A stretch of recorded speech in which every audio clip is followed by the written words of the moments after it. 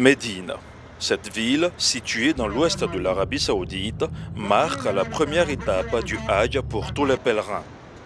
Son centre-ville abrite le grand édifice Al-Masjid Al-Nabawi ou encore la mosquée du prophète Muhammad, paix et salut sur lui. Avec ses immenses dômes qui s'élèvent au-dessus des tombeaux du prophète et de ses compagnons Abu Bakr et Omar ibn Khattab, le Masjid Al-Nabawi ne désemplit pas. Africains, arabes, asiatiques et occidentaux, tous s'y retrouvent au nom de l'islam et de son bien-aimé prophète. Mais Médine est aussi une ville qui sait attirer le premier visiteur qui s'y aventure. Ses nombreux magasins et ses grands centres commerciaux restent ouverts pour la plupart du temps.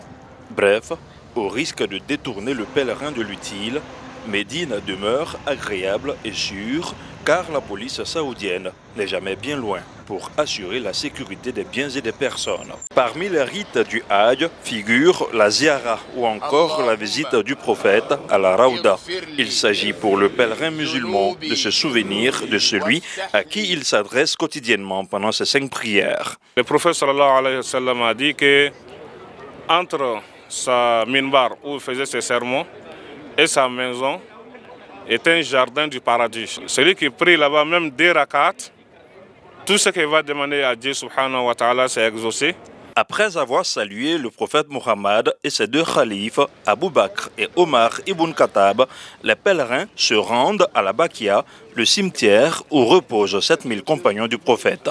Lorsque nous venons à Médine, nous devons venir saluer les habitants des cimetières de Bakia pour les demander la miséricorde de Dieu pour eux. Visiter la Raouda et la Bakia est une œuvre de foi pour le fidèle musulman, un parcours empreint d'émotion. Le visiteur ou pèlerin musulman qui vient à Médine avec l'intention d'accomplir ces 2 rites repart illuminé de la grâce d'Allah avec sa foi renforcée. L'accomplissement d'un Hajj réussi passe nécessairement par une nutrition saine et équilibrée et cette restauratrice l'a bien compris. Entre nous, on sait ce que les vieilles aiment, ce qu'ils n'aiment pas aussi. Donc quand on regarde ça, on essaie de faire de nos mieux. La nourriture africaine de chez nous, c'est ça qu'on prépare pour les donner. Ils ne se plaignent pas avec ça, en tout cas. Malgré les mets locaux qui leur sont proposés, certains pèlerins demeurent toujours exigeants. Il y a assez de monde, donc on a besoin un peu plus d'organisation afin que le service soit un peu rapide. Quand on vient de la prière, on est fatigué, il faut faire encore le rang par-ci, par-là, c'est pas facile. L'adage dit « mieux vaut prévenir que guérir » et l'avis du médecin n'est pas facultatif quant au régime alimentaire à adopter en cette période. Nos pèlerins arrivent à s'adapter à cette nourriture, mais il faut savoir aussi qu'il y a un petit changement sur le plan nutritionnel. Voilà, c'est des patients qui souvent sont habitués à prendre un peu plus de kabato comme chez nous, un peu plus de fonio pour certains, des féculents qui, ma foi, vont éviter d'être souvent constipés. On est souvent sujet à faire un peu de constipation, mais ce n'est pas mauvais en soi. Ça ne nécessite pas obligatoirement de prendre des laxatifs. À Médine, les pèlerins ivoiriens mangent convenablement. Le système de nutrition qui leur est proposé pourrait grandement contribuer au traitement de beaucoup de maladies chroniques. Daouda Keïta porte le poids de l'âge. Il est considéré dans le jargon linguistique du Hajj comme un pèlerin vulnérable. Par la grâce de Dieu, aujourd'hui, je suis en bonne santé. Je vous remercie pour votre assistance. Quitter au pays pour une mission et accomplir cette mission comme il se doit est une très bonne chose. Selon les règles, les pèlerins vulnérables sont bel et bien aptes à participer au pèlerinage. Pour les rites du Hajj, il y a le tawaf à faire et le Safa et Marwa. Il y a la station d'Arafat, le séjour de Mina. Toutes ces personnes, quelles que soient leurs difficultés de motricité, peuvent être convoyées sur le site de Mina.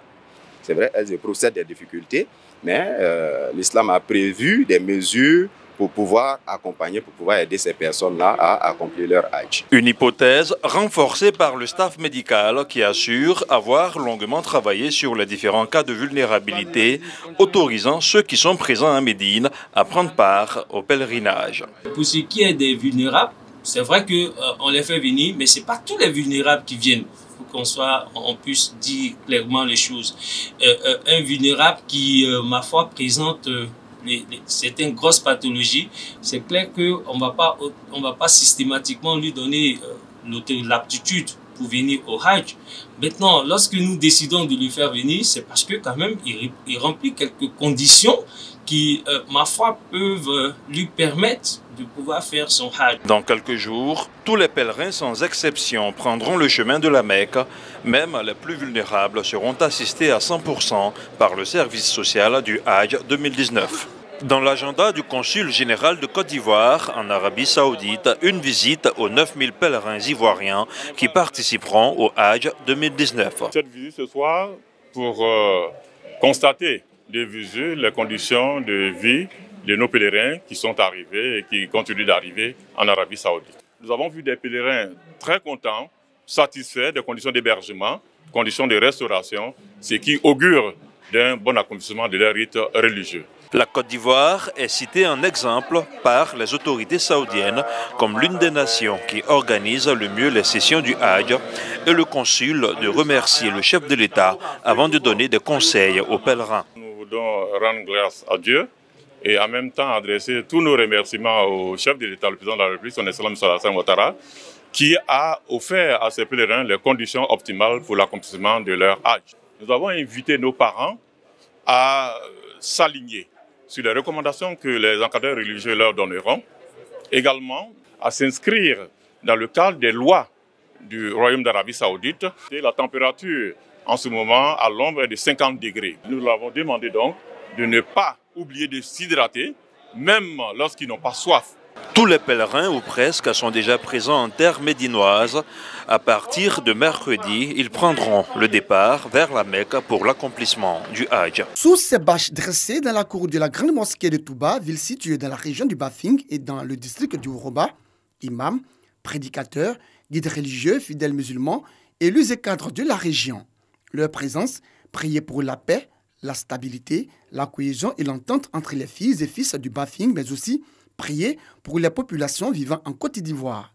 Occasion pour eux de rendre hommage au président de la République, Alassane Ouattara, pour sa vision et ses actions de paix et de développement, mais aussi pour avoir nommé leur fille au Sénat. Dans la vie de tout un chacun, le destin doit s'accomplir.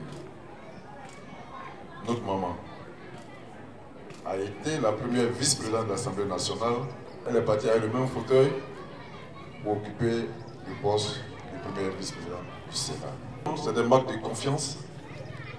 Oui, maman, le président de la République vous fait confiance. Et cette confiance sera renforcée par la bénédiction, la prière de nos parents. Non seulement félicitations à notre maman, mais un grand merci au président de la République, son Excellence Alassane Ouattara. La commune de Touba, que nous avions l'honneur, le prestige de diriger, voudrait une fois de plus remercier nos parents, nos imams, parce que c'est grâce à leur prière, c'est grâce à leur bénédiction, de tous les jours que les enfants du Bafing vont aller de l'avant. Oui, maman Sarah Sako, tire la locomotive comme je viens de le dire. Cette vision du chef de l'État soutenue et saluée par les populations, mais aussi par la première vice-présidente du Sénat, par ailleurs fille de la région du Bafing. Sarah Sako Fadiga n'a pas manqué d'inviter les populations et la communauté musulmane dans son ensemble à être des partisans et des ambassadeurs de paix, mais surtout à être des modèles dans la société. La première vice-présidente du Sénat a aussi encouragé les différentes communautés, les élus et cadres de la région à plus de solidarité, de cohésion, de fraternité et d'entente en vue de booster le développement du Bafing. Elle les a aussi exhortés à continuer d'accompagner les actions de paix et de développement du chef de l'État et de son gouvernement. La spiritualité et la promotion des hommes spirituels. Des thèmes développés par imams, prédicateur et guide religieux, à l'occasion de la journée d'hommage au guide spirituel de la Tidjania, Cheikh Aïdara Mohamed Maï. Une initiative de la renaissance de la Faïda Tidjania en Côte d'Ivoire, REFAT. Pour les responsables de cette association islamique, il s'agit de promouvoir les vraies valeurs de l'islam à travers le comportement exemplaire du saint prophète, le prophète Mohammed, paix et salut de Dieu sur lui, mais aussi des hommes de Dieu modèles dans la société. Cheikh Mohamed Maï Haïdara, en tant que shérif, en tant qu'un combattant infatigable de l'évolution de l'islam et de la Faïda et de la Tidjania en Côte d'Ivoire, nous voulons commémorer cette journée d'hommage à son honneur pour pouvoir, Inch'Allah, parler de lui à ses élèves pour qu'ils puissent emprunter les mêmes voies que lui. À cette occasion, les guides religieux de la renaissance de la Faïda Tidjania en Côte d'Ivoire ont invité les fidèles à adopter un comportement exemplaire et responsable à l'image du prophète de l'islam, le prophète Mohammed, paix et bénédiction de Dieu sur lui. Ils ont aussi exhorté la communauté musulmane dans son ensemble à prier pour la stabilité, la cohésion, mais surtout pour des élections apaisées en Côte d'Ivoire. Louanges, invocations, prières et bénédictions. Des temps forts qui ont également marqué cette cérémonie religieuse d'hommage au guide spirituel de la Tidjania, Cheikh Aïdara Mohamed Maï.